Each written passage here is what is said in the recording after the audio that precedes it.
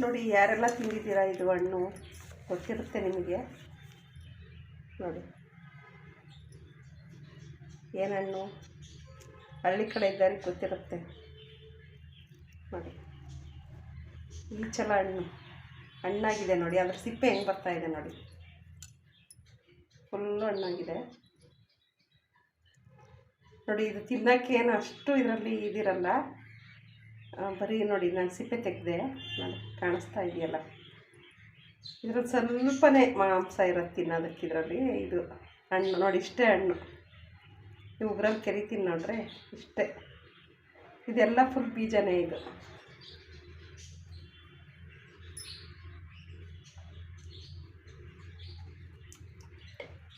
ಈಚಲ ಹಣ್ಣು ನಾವು ಚಿಕ್ಕವರಿರುವಾಗ ಒಂದೇ ಒಂದು ಮರ ಇತ್ತು ನಮ್ಮೂರಲ್ಲಿ.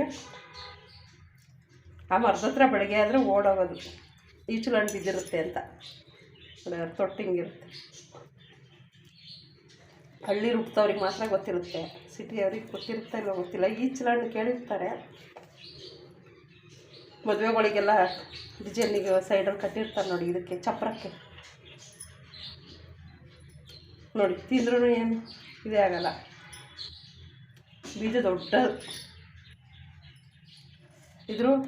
ಇದು ಕಮ್ಮಿ, ಬೀಜ ದೊಡ್ಡದು ನೋಡಿ. ಅವ್ರ ಮಾವಿನ ಹಣ್ಣು ಕೂಡ ಕೊಟ್ಟಿದ್ರು, 3 ಹಣ್ಣು ಕೊಟ್ಟಿದ್ರು, ಮನೆಯಲ್ಲೇ ಹಣ್ಣು ಮಾಡಿರೋದು. ತುಂಬ ಚೆನ್ನಾಗಿತ್ತು. ಒಂದು ತಿಂದು ನಾವು, ಇನ್ನು 2 ತಿಂದು 1 ಉಳಿದಿದೆ ನೋಡಿ. ನನ್ನ ಮಗಳೊಂದು ನಾನೊಂದು ತಿಂದೆ, ಇನ್ನೊಂದು ಉಳಿದಿದೆ ನೋಡಿ.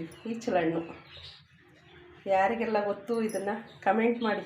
ಯಾರ್ಯಾರು ತಿಂದಿರ್ತೀರ ಅವರು ಯೂಟ್ಯೂಬಲ್ಲಿ ಒಂದು ಕಮೆಂಟ್ ಮಾಡಿ, ಈಚಲ ಹಣ್ಣು ತಿಂದಿರೋರು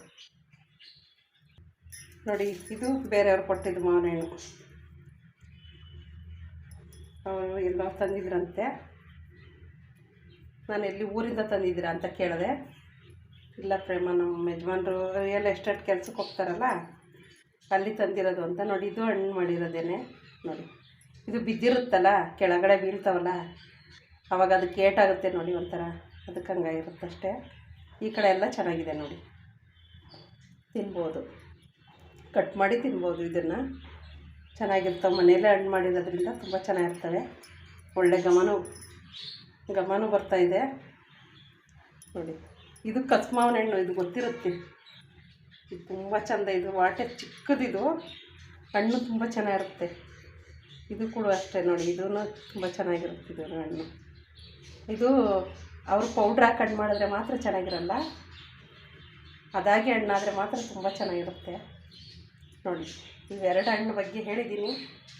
ಮಾವಿನ ಹಣ್ಣಂತೂ ಎಲ್ಲರಿಗೂ ಗೊತ್ತಿರುತ್ತೆ, ಈ ಹಣ್ಣು ಗೊತ್ತಿರಲ್ಲ ಸಾಮಾನ್ಯ. ಇದು ಎಲ್ಲೂ ಸಿಟಿಲಿ ಅವ್ರು ತಿಂದಿರಲ್ಲ, ಹಳ್ಳಿಯವ್ರು ಮಾತ್ರ ತಿಂದಿರ್ತಾರೆ. ಅವರು ಊರಿಗೆ ಹೋಗಿದ್ರಂತೆ, ಅದಕ್ಕೆ ನಮಗೆ ಸ್ವಲ್ಪ ಕೊಟ್ಟಿದ್ದರು ತಿನ್ನಿ ಅಂತ. ಒಂದು 30-40 ತಿಂದರೂ ಫೀಲಿಂಗೇ ಆಗಿಲ್ಲ ಅಂತ ಇದ್ದರು. ಅದು ತಿಂದೆ ಅಂತ ಗೊತ್ತಾಗಲ್ಲ ಅಂತ, ಅದರಲ್ಲಿ ಇದೇ ಇಲ್ವಲ್ಲ, ಖರ್ಜೂರನೇ ಇಲ್ವಲ್ಲ, ಅದಕ್ಕೆ. ಈಚಲಕಾಯಿ, ಈಚಲ ಹಣ್ಣು ಅಂತಾರೆ ಇದಕ್ಕೆ. ಖರ್ಜೂರ ಹಣ್ಣು ಅಂತಾರೇ, ಖರ್ಜೂರ ಹಣ್ಣೆ ಅಂದ್ಕೊಳ್ರಿ, ಇದ್ರ ಬೀಜ ಮಾತ್ರ ದಪ್ಪ ಅಷ್ಟೇ ನೋಡಿ. ನೀವು ಈಚಲ ಹಣ್ಣು ತಿಂದಿದ್ರೆ ಒಂದು ಕಮೆಂಟಲ್ಲಿ ತಿಳಿಸಿ. ಚಿಕ್ಕ ಒಂದು ವಿಡಿಯೋ ನೋಡಿ ಫ್ರೆಂಡ್ಸ್ಗಳಿದ್ರೆ ಇದೆಲ್ಲ ಕೊಡ್ತಾರೆ. ಇದು ಒಬ್ಬರು ಕೊಟ್ಟಿದ್ದು, ಇದು ಒಬ್ಬರು ಕೊಟ್ಟಿದ್ದು ಇದೊಬ್ಬರು ಬೇರೆಯವ್ರು ಕೊಟ್ಟಿದ್ದು, ಊರಿನ ತಂದಿದ್ರಂತೆ. ಈಚಲ ಹಣ್ಣು ತಿಂತೀರಾ ಅಂದರು. ನಾವು ತಿಂದು ಎಷ್ಟು ವರ್ಷ ಆಯಿತು ಕೊಡ್ರಿ ಅಂದೆ, ಅದಕ್ಕೆ ಅವ್ರು ಕೊಟ್ಟೋಗಿದ್ದಾರೆ. ತುಂಬ ಚೆನ್ನಾಗಿ ಹಣ್ಣಾಗಿದೆ, ಒಳ್ಳೆ. ಇದನ್ನು ತಿಂದು ಮುಗಿಸ್ತೀನಿ. ವಿಡಿಯೋ ಹೇಗಿತ್ತು ಅಂತ ಹೇಳಿ. ಎಲ್ರಿಗೂ ಬಾಯ್ ಬಾಯ್.